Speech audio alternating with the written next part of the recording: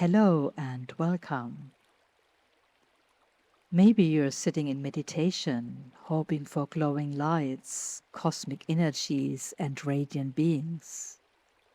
But what you get instead is a sore back. Or you're annoyed because the person next to you won't stop coughing. Could it be that meditation is a lot more ordinary than you expected? Why do we love hearing stories about lights, energies, and mystical experiences? Why don't we love hearing stories about impatience while washing dishes, boredom at work, or restlessness on the meditation cushion? Inside meditation, Vipassana isn't exactly hip. If it were, we would probably call it Hip-passana. In Hip-passana, people experience things the neighbors haven't even dreamed of. Glowing spheres, mystical visions, and the feeling of gracefully floating above everyday life. In Vipassana, on the other hand, we sometimes discover something much less exotic, our own mind at work. And perhaps with a mixture of surprise and horror, we realize we have been getting upset about exactly the same things for the last 30 years. Many years ago, I came across a Zen saying by Master Junmen. Someone asked him, "What is Buddha?" Master Junmen replied, "A dry shit stick." In other words, a very ordinary tool used in the toilet. Not very spiritual, not very glamorous, not very hip. And perhaps that's exactly the point. A few years ago, I stayed in a meditation center in Chiang Mai, Thailand. They offered open-ended retreats. You could stay for as long as you wanted. The meditation center was full of young people, which surprised me. When I first started meditating, I was usually the youngest person around, and even then I wasn't that young. There, many of the yogis were only 18 or 19. One day I asked a young woman, "How come you're all here and not at the beach?" She looked at me in complete frustration. "There are so many videos on social media," she said. "People keep saying that after 10 days of Vipassana, you will experience something mind-blowing." Then she looked down at her aching knee. "And here I am. My body just hurts. What I'm doing wrong? I can't stop thinking. I think I'm going crazy." She came looking for spiritual fireworks. Instead, she found herself. If all those influencers had these amazing experiences, why wasn't it happening to her? Many people come to meditation because of the big promises. Light, oneness, bliss, awakening. And all of it in 10 days. Instead, they meet an old acquaintance. Dukkha, stress, dissatisfaction, suffering. Something every human being already knows far too well. Instead of extraordinary experiences, they encounter back pain, knee pain, restlessness, boredom, racing thoughts, and a sudden, desperate need for chocolate cake. And somehow that old story you have been upset about for the last 10 years shows up again. Not because something has gone wrong, but because Vipassana may be doing exactly what it is supposed to do, showing us what was already there all along, quietly running in the background. I understand the temptation. Who wouldn't like to say, on day 7, I experienced incredible lights. On day 10, I became one with everything. And everyone looks at you and says, wow. But am I looking for freedom from my old stories? Or am I simply looking for newer, better ones? Of course, unusual experiences can happen, but they are often not the goal. They are just a side effect. They are not the chocolate inside the foil. They are the foil. And sometimes they even become a major detour. The Buddha spent a surprising amount of time talking about very ordinary things: greed, aversion, and confusion.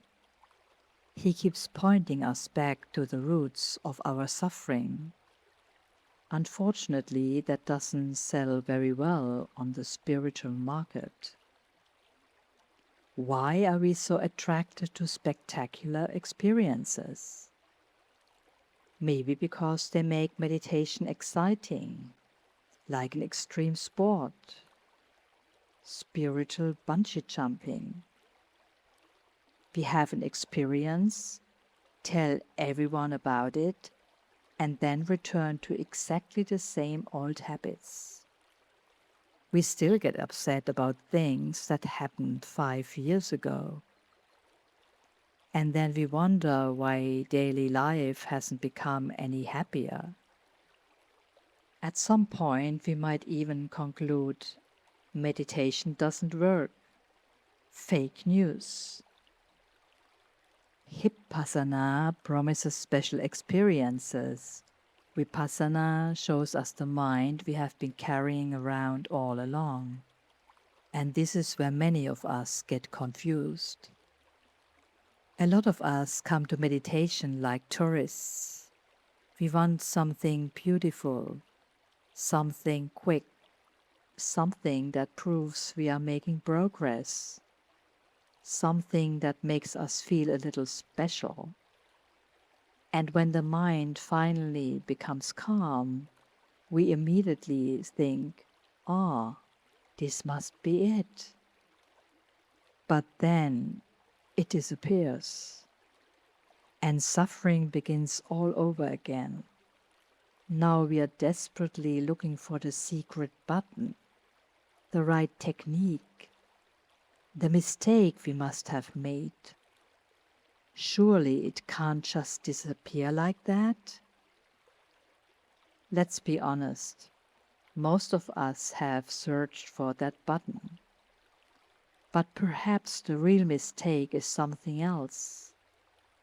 Perhaps we haven't yet seen the Dhamma. The Dhamma doesn't teach us how to hold on to beautiful experiences. It shows us that they cannot be held onto in the first place. Deep peace comes. Beautiful experiences come. Lights come. And then they go, without asking our permission. Vipassana isn't about creating extraordinary states. It's about seeing things as they actually appear, right now, right in front of us. Physical things, mental things, all of them arising and passing away. None of them can be claimed as mine.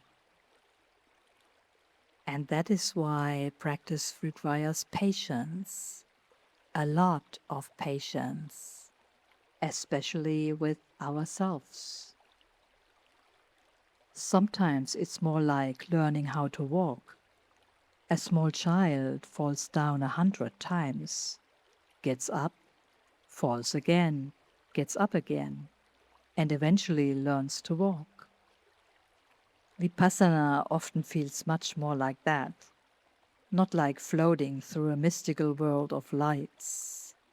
It's simply the willingness to keep looking again and again, to see things as they are, impermanent, unreliable, not owned by anyone, and not quite capable of giving lasting satisfaction. And yet we keep holding on. Why? Clarity is a bit like a shy cat. The less you chase it, the more likely it is to come to you. Not because you force it, but because the grasping begins to loosen. In the Satipaṭṭhāna Sutta, the Buddha describes practice in a remarkably practical way. He doesn't say, meditate until an angel appears or the lights turn on. He says, when breathing in long, know that you're breathing in long. When breathing in short, know that you're breathing in short. When an unpleasant feeling is present, know that an unpleasant feeling is present. When a pleasant feeling is present, know that a pleasant feeling is present. Nothing could sound less spectacular. And yet it's so liberating. No romanticism. There is no need to build a grand story around every experience, and certainly no need to post it on social media. This is where the aching knee becomes interesting, not because we make it disappear, but because we begin to see what the mind does with it.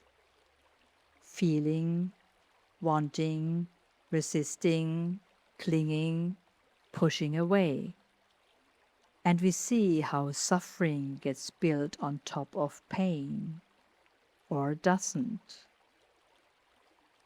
The young woman in Chiang Mai thought the pain was the problem. But practice invites a different question. Can you see what the mind is doing with the pain? Can you see the wanting, the resistance? Can you notice how quickly a simple sensation turns into a dramatic story? Can you catch the moment it happens? Maybe that's where meditation really begins. Not with amazing lights, not in Hip-passana, but in this quiet, sometimes uncomfortable but deeply honest recognition. Oh, so that's how suffering works. And perhaps that is where freedom begins. Thank you for listening, and until next time.